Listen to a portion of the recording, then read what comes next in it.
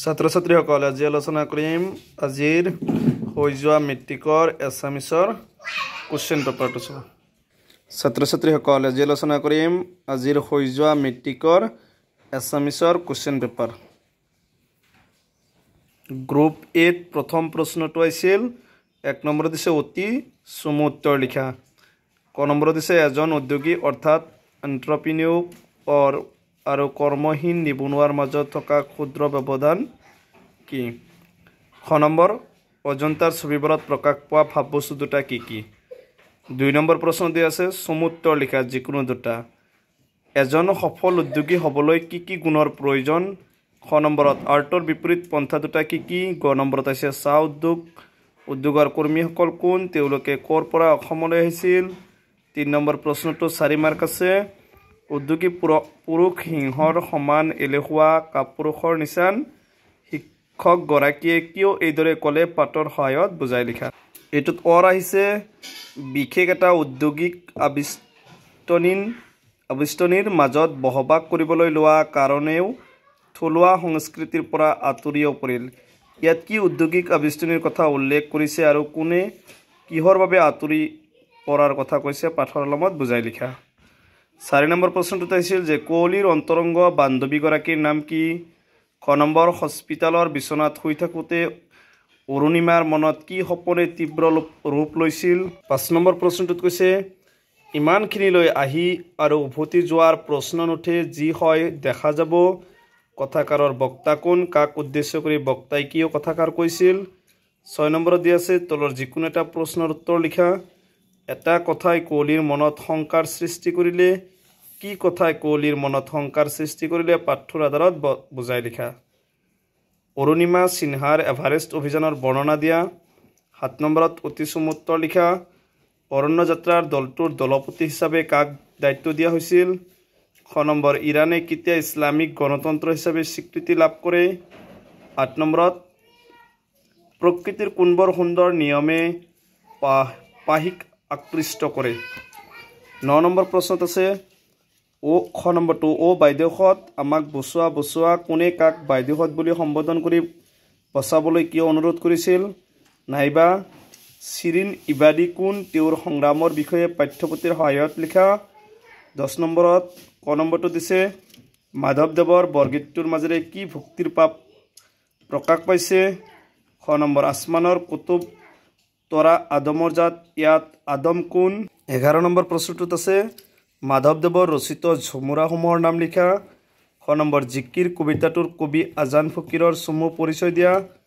12 number Sanak চনন্দ Yogi যাহাকো ধিয়াই সকল নিগমে যাক বিচাৰি নাপায়। ইয়াত কবিয়ে কি প্ৰসংগত কাৰ বিষয়ে কিয় এনেদৰে কৈছে বুজাই লিখা। 13 নম্বৰ প্ৰশ্নত তলৰ যিকোনো এটা অতি চমু উত্তৰ লিখা। ক নম্বৰ হৈছে প্ৰকৃতি কোনে সাদৰি আনিলে বুলি কবিয়ে কৈছে? খ নম্বৰ অসমৰ হেংদাং ক'ত জিলিকিছিল? গ নম্বৰ নিজৰ ঘৰ বিচাৰি নোপোৱা মানুহজন কি আছিল? 14 নম্বৰ প্ৰশ্নত 3টা দিছে 2টা লিখিব লাগে। তাৰপিছত 15 নম্বৰ প্ৰশ্নত প্ৰশস্তি কবিতাটো এইটো আৰু মই অসমীয়া কবিতাটোৰ যিকোনো এটাৰ সাৰাংশ লিখিব লাগে। এইটোত নম্বৰ আহিছিল 4 মাৰ্ক। 16 নম্বৰ প্ৰশ্নত তলৰ যিকোনো এটা বাক্য ব্যাক বাক্য সমাসৰ নাম লিখিব লাগে। পঞ্চনত কীট পতংগ বনভোজ। খ নম্বৰ তলৰ যিকোনো এটা শব্দৰ সন্ধি ভাঙিব লাগে। ইত্যাদি যেনেকুৱা ইতিযোগ আদি ইত্যাদি উল্লেখ সংহাৰ। গ নম্বৰ তলত বাক্যটি মিশ্ৰ বাক্যলৈ পৰিৱৰ্তন কৰোৱা। মিছা কোৱাজনক সকলোৱে বেয়া পায়। খ নম্বৰ তলত দিয়া যিকোনো এটা শব্দৰ মধ্যাহ্ন বা মূৰ্ধন্য হোৱাৰ কাৰণ লিখা। প্ৰথমত দিছে উত্তৰায়ণ কণ্টক সুষমা। অংগ নম্বৰ যথাস্থানত জ্যোতিচিহ্ন বহুৱা। দেউতাকে ছোৱালীজনীক সুধিলে আজি তুমি কি কৰিবা? প্ৰথম 6 নম্বৰত দিছে প্ৰশ্নটো আছে। দ্বিতীয় 6 নম্বৰত কৈছে তলৰ যিকোনো এটা শব্দৰ বিপৰীতাৰ্থক শব্দ লিখিব লাগে। বিস্তৃত সুখ্যাতি সুখৰ। বৰ্গাজ্য নম্বৰ এটা শব্দত প্ৰকাশ কৰা। যিয়ে আগেয়ে হোৱা নাই। গৰৈ মাছৰ সৰু পোৱালি। আনৰ দুখ দেখা স্বভাৱ। তলত দিয়া যিকোনো এটা শব্দৰ প্ৰত্যয় ভাঙিব লাগে। কলপতীয়া লাজোৱা মৰমীয়াল। 9 নম্বৰ তলৰ যিকোনো এটাৰ সমাৰ্থক শব্দ নবীন বিপদ কটকী।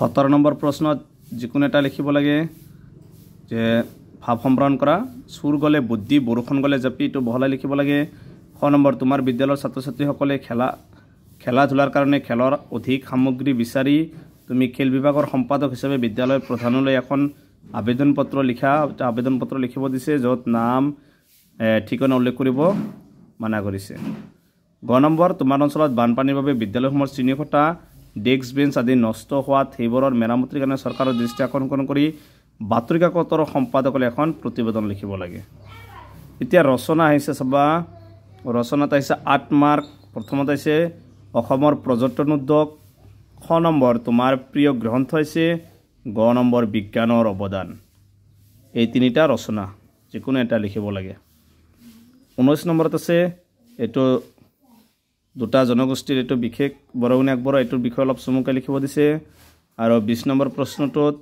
যে দুটা জনগোষ্ঠী উৎসৱ পাৰ্বণ সম্পৰ্কেও চমুকৈ লিখিব লাগে তো যেটো দ্ৰুত পাঠৰ পৰা আহিছে গ্ৰুপ বিত আছে তলৰ যিকোনো এটা অতি চমুকৈ লিখা ক নম্বৰ ভট্টদেৱৰ সম্পূৰ্ণ নামটো কি এইটো এনেকুৱা এটা সোশ্যাল সায়েন্সত আছিল যে গদ্য সাহিত্যৰ জনক কোন এইটো আছিল ভট্টদেৱ ইয়াত কৈছে ভট্টদেৱৰ সম্পূৰ্ণ নামটো কি হ'ব বকুণ্ঠনাথ ভাগৱত ভট্টাচাৰ্য হেমচন্দ্ৰ গোস্বামীৰ প্ৰথম অসমীয়া সনেটটোৰ নাম লিখা 22 নম্বৰ প্ৰশ্নটো আছে লং কোৱেশ্চন দিছে 2 মাৰ্কৰ তাৰপিছত 23 নম্বৰ কোৱেশ্চনত দুটা অৰ আছে তাৰপিছত 24 নম্বৰ কোৱেশ্চনত কৈছে দেৱতাসকলক অমৃত খোৱাবলৈ কৃষ্ণই কি ৰূপ ধাৰণ কৰিছিল খ নম্বৰ কোন চনত অম্বিকাগিৰি ৰায়চৌধুৰী অসম সাহিত্য সভাৰ সভাপতি হৈছিল তাৰপিছত আছে 25 নম্বৰটো আছে এইটোৰ বিষয়ে হলে তোমাৰ সময় হবৰ জাতিৰ ঝাৰুদাৰ যে ভাই কবিতা ফাঁকিত উল্লেখ কৰা জাতিৰ ঝাৰুদাৰ মানে কি বুচুমুকৈ লিখিব লাগে এইটোত আছে 2 মাৰ্ক 26 নম্বৰ প্ৰশ্নটোত আছে প্ৰশ্ন দি আছে এটা আছে 4 মাৰ্ক আছে আৰু নাইবাত আছে ধৰ ঝাৰু ধৰ ভাই কবিতাটোৰ মূল ভাৱ লিখিব লাগে 27 নম্বৰত আছে তলৰ বাক্যটি শুদ্ধকৈ লিখা মই যোৱাকালি বৰপেটালৈ গৈছিলোঁ খ নম্বৰ উপসৰ্গ ব্যৱহাৰ কৰি এটা শুদ্ধ বাক্য লিখা খালি ঠাইত উপযুক্ত অনুসৰ্গ বহুৱা তুমি বৰষুণতে গলা খ নম্বৰ তলত দিয়া যিকোনো এটা শব্দৰ সমাৰ্থক শব্দ লিখা উপসনা অনন্তকাল ঙ নম্বৰত আছে তলত দিয়া যিকোনো এটা শব্দৰ আধুনিক ৰূপ লিখিব লাগে আখি পুখাইল তলত দিয়া যিকোনো দুটা ছন্দৰ সূত্ৰ লিখি উদাহৰণ দিয়া লেচাৰী কুসুমমালা আৰু ঝুন এইকেইটা আছিল গ্ৰুপ বিৰ কোশ্চেন ইয়াৰ পিছত আছে গ্ৰুপ সি এইকেইটা তোমালোকে লিখিব নালাগে অৰ আছে এইকেইটা আছিল সংস্কৃতৰ এইবিলাক আছে গ্ৰুপ বিৰ কোশ্চেন গতিকে আজিৰ কোশ্চেন এইখিনি আছিল HLC 2024 এছামিছৰ কোশ্চেন